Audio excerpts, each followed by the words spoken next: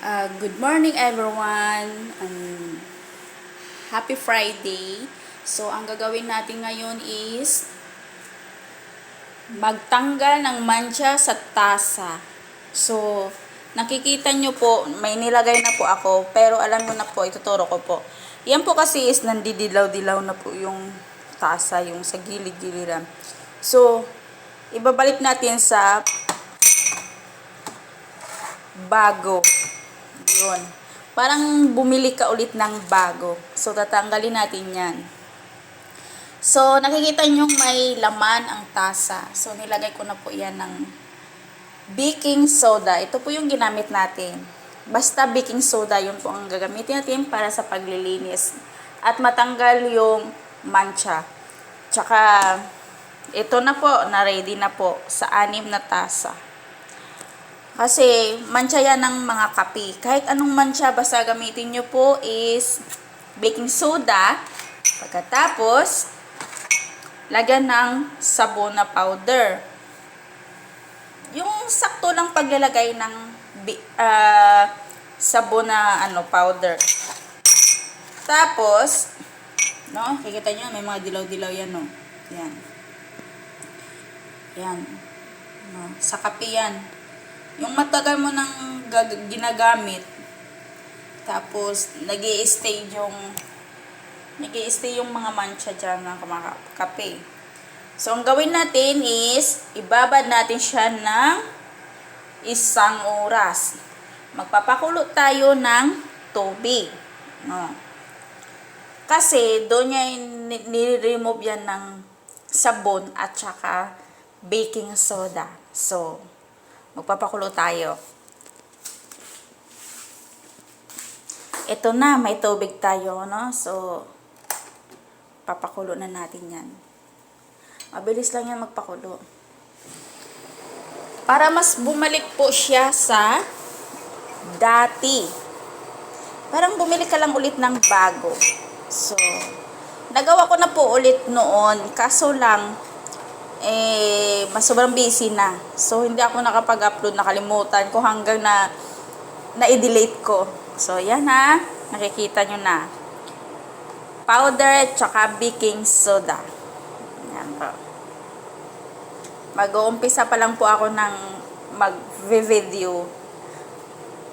Wala kasi akong magawa. So, yan. Nakakapag-plano na makapag-make ng video para din naman sa ibang hindi alam kung paano tatanggalin yung mancha sa mga plato, mga pinggan ng mga plastic, at saka basta lahat ng mga kagamitan sa loob ng bahay. Tapos makikita nyo meron pong mancha, yan ang po ang gagamitin natin. Ang baking soda at saka yung sabon na powder. Basta kahit anong powder, basta sabon. Yan. Oh, so, kumulo na po yung ating tubig. So, mayroong pag-isa. Oh, yan, ha? Isa pa. So, papakita ko po sa inyo. Para din awareness din yung mga mamshis natin na nandyan sa bahay, nakikita nilang may mancha. Kung nagmamadali po kayo kung paano matanggal yan, kung nagmamadali kayo na matanggal agad, so ang gawin is pwede rin kayong gumamit ng Sunrox. Pero yung Sunrox is isang patak lang. Isang patak lang, guys. Kuha tayo ng powder. Ilagay natin sa isang tasa na malaki. So, ayan. And then, mainit na tubig. Natapos na po yung mainit na tubig natin. So, ang gawin natin, kukunin. Ito na po siya. Ilalagay po sa mga tasa. Ayan po.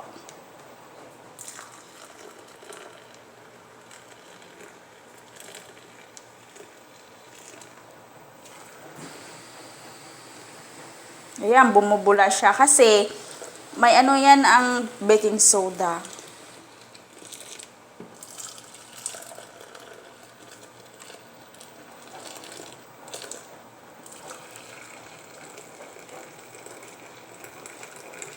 Kulang yung tubig natin.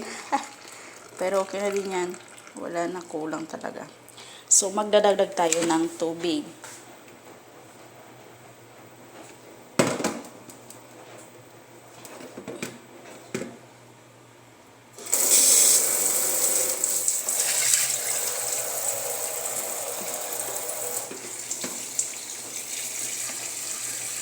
Ayan.